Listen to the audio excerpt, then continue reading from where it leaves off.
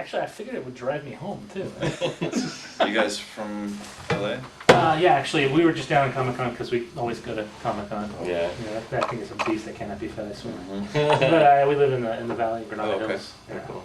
Awesome. So, if you can please just introduce yourself to the camera. I think we're running. I'm Will Carsola. I'm Dave Carsola.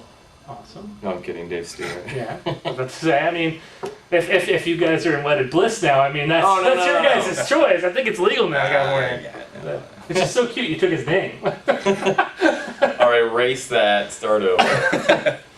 He's like, nope, keep it in. So I just met earlier today, as someone called it, the talent of you Yeah. guys' show, and they were great. They were a lot of fun. Yeah. Funny. We actually were talking about the fact that it was a year kind of in limbo as you guys were kind of working out the 15, 30-minute Yep. situation. But they told me that it's been 2 years. Well, since we Since we first started working on it, yeah. first original idea and writing and dealing with Adult Swim, it might even be a little longer than 2 years. Since we started writing the idea for the show, it's been over 2 years. Yeah. It's been a long courting process. So. So who was the one that wanted to basically go to the 15 to 30-minute question? Was that your guys' choice or their choice? I Or? think it was mutual. It's Mutual? definitely mutual. After we created the 30-minute, we felt like the pacing for what we wanted out of the show really worked in the half-hour show. Yeah, Or 15 maybe minutes. someday, maybe a half hour, but I think for now, we really like the 15-minute format. Like keeping the show fast, and just there's something nice about having a beginning and then this crazy story in between, and then you get to the end and it's like, wow, all that happened in 11 minutes. Yeah, we basically write 30-minute shows and then just Cut it down. grab it to. That's our nightmare. I did say one of my favorite things about your guys' show is the fact that, from what I've seen from the pilot and from the 2 episodes that we got a sneak peek of, the fact of how you guys start off with like a little tidbit that allows to a great segue into the title shot. Yeah. With Tommy yelling, "Mr. Pickles," and then running across. Cold opens, yeah. And then you have the ending where it kind of ties in the whole story to the horrible, horrible tragedies that happened in the beginning of it. So was that basically like always your goal, always your interest to do something similar to that, or do you just whose idea was it to basically do that amazing Henley dub? Well, as far as the cold opens, I guess the way that I like to edit and it is very music based, very sound based, and I always like the idea, since we were thinking of the show, to have just start off with this one scene, and then some, very old fashioned, very simple, and then there's this big twist, and then you have this crazy intro, this loud metal music that comes in afterwards. And I don't know, I think from the get-go that was just kind of how I saw it happening. Yeah. Now, my most important question I have to ask you, and it's been bothering me for a while now since seeing the pilot. It's our beards. No, actually, I love your guys' beards. No, it's the issue that it's been bothering me is, what kind of pickles does Mr. Pickles like? Does he like the sweet? Does he like the zesty? I mean, I know we've seen him like the big giant dill pickles, but so does he have a preference? I don't think, I don't think he would like the sweet pickle. I don't think so either, actually. And I was just thinking we hadn't discussed this, but I hope he doesn't like sweet pickles. Yeah, 'cause maybe sweet he wouldn't pickles like are those. gross. Because I know the one in the shot, they don't ever show you. They but all look like dill it comes pickles. out of his pocket, and so you never really see the jar at which it comes from. But his obsession with the convenience stores giant dill pickles kind of sold me on the idea that he's more of the zesty. Yeah, he's a dill Definitely. pickle dog. Definitely okay. Yeah. So now we have seen, because I know we talked at Comic-Con about the fact that a couple people in the world will kind of find out about Mr. Pickles. Yeah. And so then you warned us that anyone who finds out does not have long to live. Well, either Most they of don't the have time. long to live, or No one believes them. they end up Or they wind In the up lair. in the lair, in the In- evil lair. They become a prisoner. beneath the doghouse. Now there are some, sometimes the story's a little bit different, but Yeah. there's always, we always make sure there's no way they can talk about it. Is it a hell portal, or is it just basically just a giant hole in the ground? Because it looks a little bit like a hell portal. I would say There's no portal. it's not a portal. Wait till the finale. you'll get to see quite a bit of the lair. You get to see a little bit each episode, and then we kind of bust it wide open in the finale. So the layer is pretty huge. It's never ending. Yeah. So now, one of the things I was saying about the people who kind of found out about it or knew about it would appear to be the convenience store. I don't want to give away any spoilers, but is it fair to assume that they know that Mr. Pickles is a big problem, or were they just like, he wants the pickles? He just wants the pickles. Yeah. Alright, so they didn't know? They just think he's a nuisance. Because it looked like they had a lot of surveillance installed just for him. He's a repeat offender. Ah, They don't know he's a killer. Yeah. They know he wants to get those pickles. Right. oh, those pickles. Those are really well-drawn pickles, by the way. They're Oh, thank delicious. They look good, don't they? They do. Every time I watch it, I Do fall you crave back. pickles while you watch It it? reminds me of Frisky Dingo, and I immediately think to myself, we were supposed to get pickles. That's, so I didn't really get a chance to ask you this during Comic-Con, but what has influenced you when making this show? What do you have, like a kind of a staple you go back to, or just a concept that kind of like I want to make a show that reminds me of this, but with my own flavor, a pickle flavor? Well, Dave and I have made live-action short films for 14 years, and with maybe one exception, during all that time, everything that we did something different every time. Yeah. Changing up the characters, changing up the idea. One thing's weird, one thing's not, one thing's horror, one thing's this, very different kind of things. And so, I don't know, we're used to changing it up a lot. This is probably one of the first times we've just done, something, the same Repeat idea evolving again. it, So, yeah. I mean, we try to, every episode's totally different, Mhm. which is nice, but Except for Mr. Pickle and his crazy eyes. yeah, I mean, Yeah. the characters are set up, but it's always a different thing that's happening in town that day, a different storyline with Tommy or one of the other main characters that they're getting into. So I don't really watch much TV, so I do like 80s horror movies though, 70s, 80s horror movies, those kind of weird movies. It's just still inspire me. It does feel like there's a little bit of homage to it, like in the episode of Jobs. It just seemed like it started off as if most horror movies would, with the car in a secluded place. Yeah. Well, I don't necessarily feel like there's like one thing that we're influenced by, or Yeah. necessarily. I definitely don't think we're going for any Homage. sort of feel. I mean, as far as even the character designs, Will's been drawing these weird characters forever, and then those became, what the art of the show is based off of. But then when it comes to writing and stories and the feel for everything, I feel like it's almost everything that you take in. Is it TV, music, walking down the street? Is it this kind of person that you cannot stand in the world that you want to make fun of and point out in your own kind of way? Maybe kill him. So on a show in animation, not in Yeah. real life, yeah. we don't draw inspiration from something particular, I don't feel like, but we draw it from a lot of things. And we have our own sensibility that through working together for so many years, we're kind of in tune with the same sensibility and kind of the same hatred for the world. That sounds really dark. So, yeah. We hate You everything. should cut right there. just fade It to just goes black to when you're black. just staring at the camera. The town is, partially inspired by a place I lived when I was a little kid. It feels very Leave It to Beaver-ish. Yeah, I lived in a place like that when I was until about 5 years old, and so I have a lot of memories of that. And then the Goodman family, they're their own characters, but I do draw some inspiration from my own family, or characters that I was around when I was a little kid. That brings a lot of questions about the mom issue. No. I didn't want to go there, but I was kidding. No, like with the mom, like the only thing I kind of took from my own mom is like the very like homemaker kind of, working around the house kind of thing was how my mom kind of was. Yeah. My dad was kind of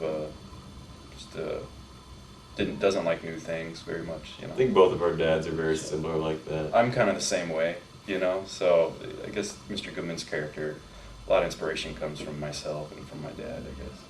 Which is odd because he's like the straight man on the show. He's basically like we're all the like fodder and things kind of like just hit him and smack at him and how he Yeah. reacts to it. I was just talking to Jay earlier and about how he got on the show because he was basically your guys' friends, and you guys put him on there. But he says he loves the way he says he couldn't really see the show from what the words were, but when he saw it all put together with your vision, he said it was hilarious and it was done perfectly. Yeah. Do you ever feel like when you're working on the show, when you're writing it, that you might be missing it, and then you see like it all done put together in a picture, and it's exactly what you were looking for? Well, maybe yes and no. Yeah, After the writing stage, we record temporary voice tracks of all the characters, and then I get in there and I edit the sound with sketches of each scene that I do, and in that process I just find things that worked really well in the script, things that didn't work as good, and then throughout I add jokes and stuff on here and there. So I think that process really is where I get to see, all right, how well is this script working, and what can I add to this story? That's where everything really kind of work out the kinks and comes to life. Yeah, in that phase. So do you guys have a favorite character? I mean, I know mine. I believe her name is Linda, the door-to-door salesman. Like, do you have any of your favorite characters, tertiary, primary? It's funny, Linda was my favorite character. I actually do the voice for Linda. Will does Sheriff, and Sheriff was in the background of one of my favorite characters, but through developing this first season, Sheriff just became my favorite character. Yeah, Sheriff and Linda are my favorite. There's so much depth to Sheriff now. Will's kind of playing around with singing some songs, and then we brought in Sheriff's mama, and you got to see kind of...